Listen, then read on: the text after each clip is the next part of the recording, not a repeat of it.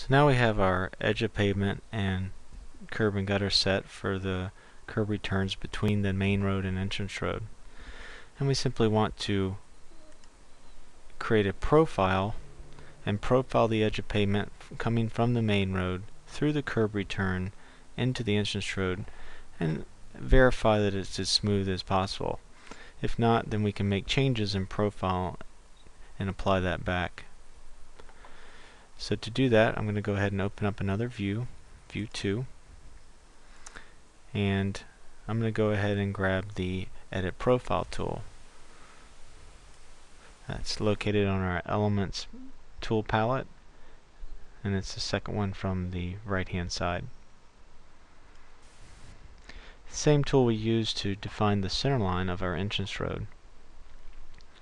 Now I'm going to create a profile of the edge of pavement, again coming from the main road through the curb return into the entrance road. So I'll right click on the profile cell status icon, select profile cell setting, and I'll simply select the 3 elements that I want to see in profile.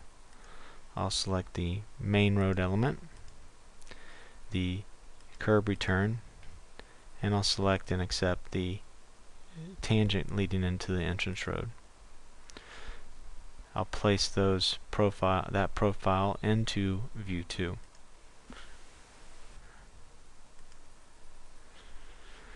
Now I just need to set view 2 to be my profile view.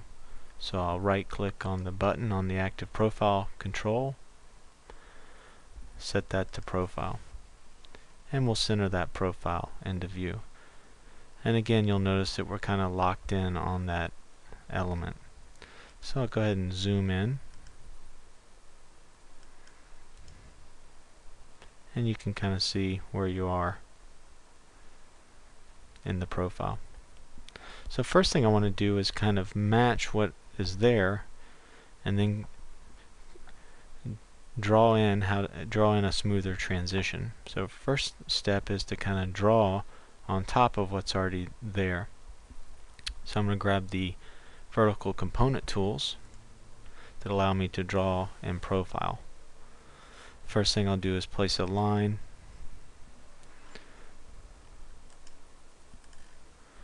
right on top of the lines that's there, and I'll place a curve on top of the curve that's there, essentially matching the curve that's already there.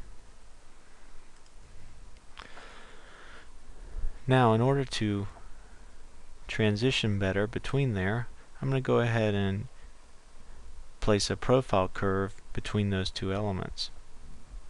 So I'll select the tool, I'll select and accept the tangent that I drew, select and accept the curve that I drew, and you can kind of see now I can kind of smooth out or eyeball in a smoother transition. Or again, if you want, you can lock in a radius. For example, I can lock in a 700-foot radius and see what that looks like. If that's fine, then I just data point to accept it. So you can see what was there and what I'm proposing it to be. So in order to apply that back to the site element, I use the Define Site Element Profile icon on the Active Profile control. I select one of the elements I drew, whether it's a curve or the tangents, and accept that. Geopack will find all the vertical component elements that I drew. I'll accept that, and then I'll apply it back.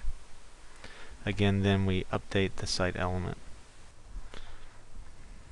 So you would notice a little bit smoother transition through there. Now I'm going to repeat that process for the other side.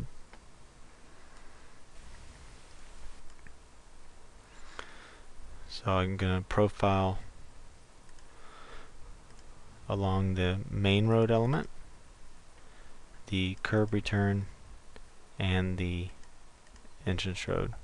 Notice that the arrows are pointing down, If you want to flip the direction and have the arrows point out so that you're standing on the bottom side looking that way, then there's an icon to reverse the direction.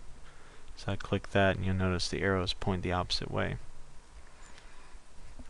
And I want to go ahead and place that profile into View 2.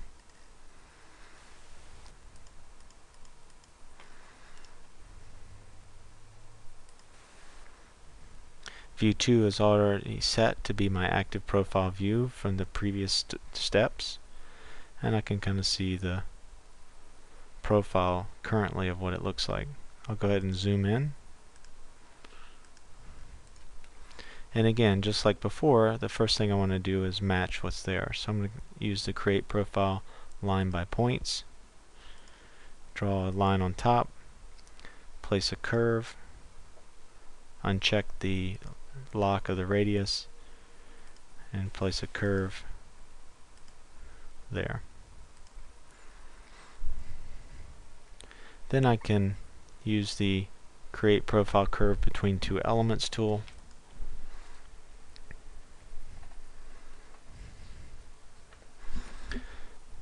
Select and accept the tangent element, select and accept the curve, and again now you can eyeball in a length, or again lock in a radius. So I'll data point to accept that, and that's a little bit smoother transition.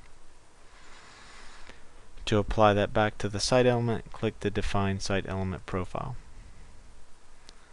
And then select and accept one of the previously drawn elements.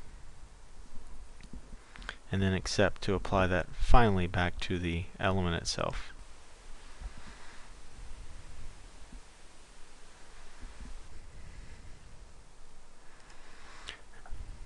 So we've kind of just smoothed the transition between those two.